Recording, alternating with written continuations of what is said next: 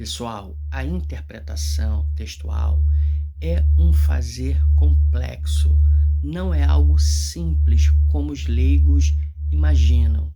Por exemplo, a interpretação de 2 Timóteo 3,16 revela uma certa complexidade que os leigos, aqueles que não têm conhecimento de exegese, de história de texto, acabam por ignorar.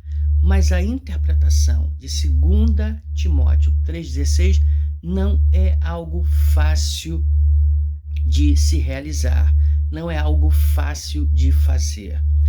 Por exemplo, o que o autor tinha em mente quando escreveu?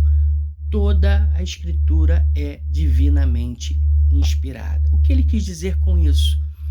Para os cristãos da atualidade, dos nossos dias, sobretudo aqueles que seguem a ortodoxia, o texto ali é claro. O autor estaria dizendo que toda a Escritura, alguns sabem que o termo toda a Escritura se refere ao Antigo Testamento, à Bíblia hebraica, outros, mais leigos, não sabem disso, leem esse verso como se ele estivesse se referindo a todos os livros da Bíblia, do Antigo ao Novo Testamento.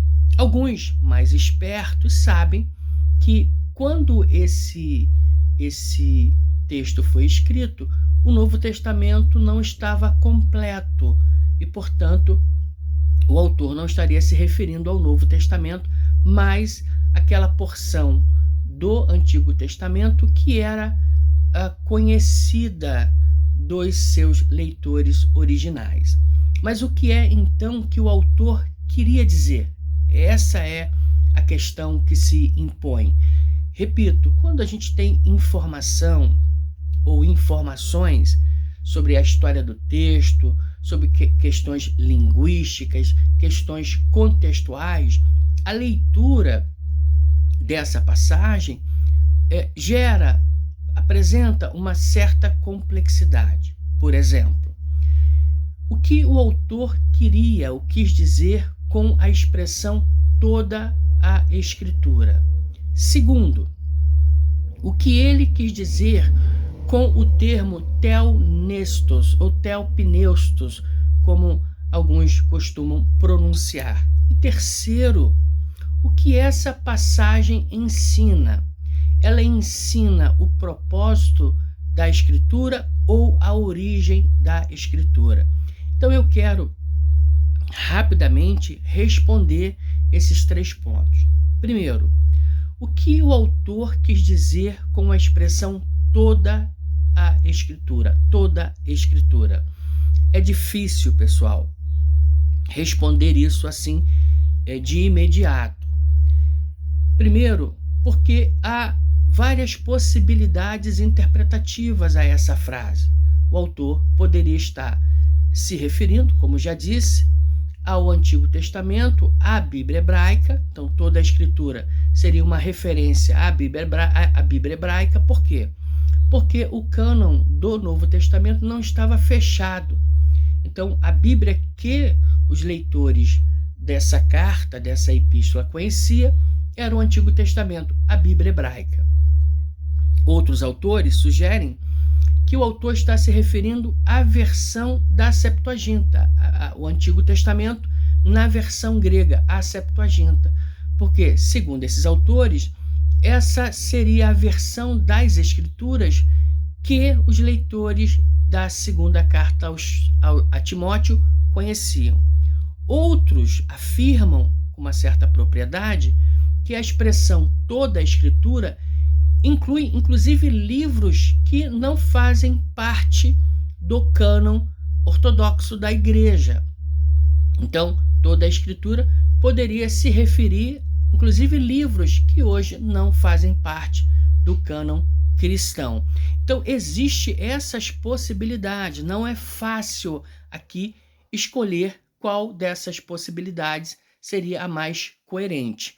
O autor está se referindo à Bíblia hebraica, o autor está se referindo à Septuaginta, o autor está se referindo a outros livros religiosos que não fazem parte hoje do cânon do Novo Testamento, o que ele quer dizer com a expressão toda a Escritura. Não é fácil, pessoal. À medida que a gente tem informações, que a gente estuda, a gente percebe que é complexo realmente interpretar, inclusive, uma passagem dessa que tem já um sentido muito claro e definido para alguns cristãos. À medida que a gente estuda isso, essa passagem de forma profunda, a gente percebe que não é fácil chegar a uma compreensão do que o autor queria dizer ali. A segunda coisa, a segunda questão que a gente precisa procurar responder é o que o autor quis dizer com a expressão theopneustos, que costuma ser traduzida por inspirada por Deus, né? Nas nossas versões em português, theopneustos ou theopneustos quer dizer inspirada por Deus. No entanto, pessoal, John Poirier, no seu livro A Invenção do Texto Inspirado, publicado em 2021, afirma que antes do terceiro século, a expressão theopneustos não era usada como é usada hoje pela ortodoxia. Segundo Poirier, antes do terceiro século, a palavra theopneustos era traduzida como doador de vida. A expressão theopneustos ou theopneustos passou a ser traduzida com o sentido que tem hoje para alguns evangélicos a partir do teólogo Orígenes. Então, veja só, né? O estudo histórico, filológico, mostra que essa palavra, theopneustos, tinha um sentido antes do terceiro século e depois do terceiro século passa a ter um outro significado, um significado que chegou até os nossos dias. Então, veja, não é simples interpretar essa palavra, qual o sentido dessa palavra, o que o autor queria comunicar com essa palavra. A terceira coisa, pessoal, é qual é o propósito dessa passagem. Quando o autor escreve 2 Timóteo 3,16, o que ele quer ensinar ali? Ele quer ensinar o propósito de toda a Escritura, né? Que ela é útil para instruir em justiça, ou a sua origem, ela é divinamente inspirada.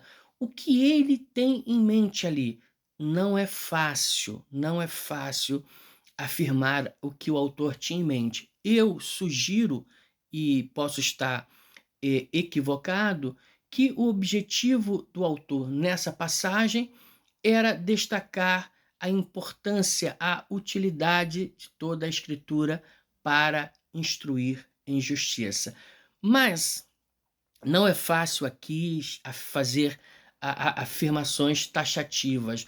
O meu objetivo, pessoal, com esses vídeos é mostrar para vocês que a interpretação é realmente um fazer complexo, não é tão simples, e mostrar a diferença da perspectiva religiosa para a acadêmica. Vocês percebem que as perspectivas no campo da teologia acadêmica, elas vão divergir daquela posição que é defendida nas comunidades de fé, tá bom? E eu faço isso com todo respeito apenas para dar conhecimento a vocês de que existe uma outra forma, uma outra perspectiva em lidar, né, ao lidar com um determinado texto, tá bom? É isso, pessoal. Um grande abraço.